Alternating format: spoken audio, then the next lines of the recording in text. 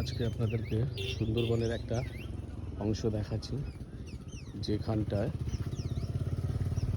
একটা পাখিদের মেলা।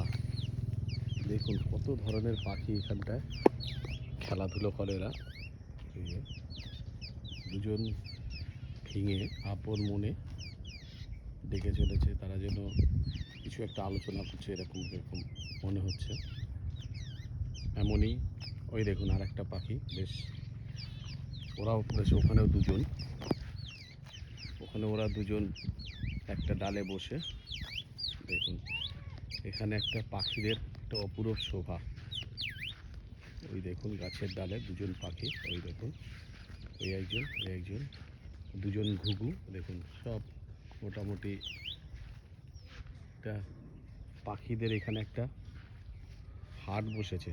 ওই দেখুন একটা ছোট্ট পাখি হেঁটে চলেছে, ওই যে ঘাসের উপর থেকে দেখুন দুটো পাখি হেঁটে চলেছে, ওই যে ছোট ছোট ছোট ছোট দেখতে পাচ্ছেন, ঘুরি ঘুরি ঘুরি ঘুরি ঘুরি দুজন পাখি।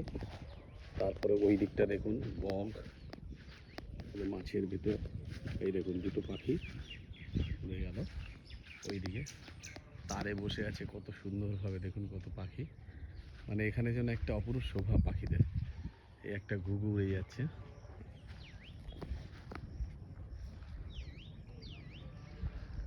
কত গরু আপন মনে ঘাস খাচ্ছে, একদম সবুজ চারিদিকটা।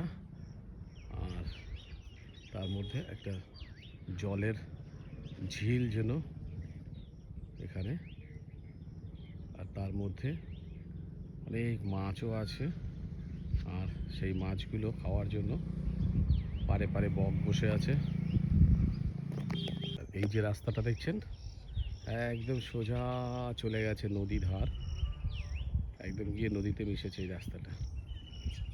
এই গ্রামটা পুরোপুরি একদম সৌন্দর্যে ভরা, মানে একদম শোভা বলতে পারেন, সাজানো গোছানো একটা গ্রাম। বেশ দারুণ মনোরম পরিবেশ এই জায়গাটা। ছাগল চড়ে বেড়াচ্ছে, একটা ঝাউ গাছ, দেখুন একটা তাল গাছ,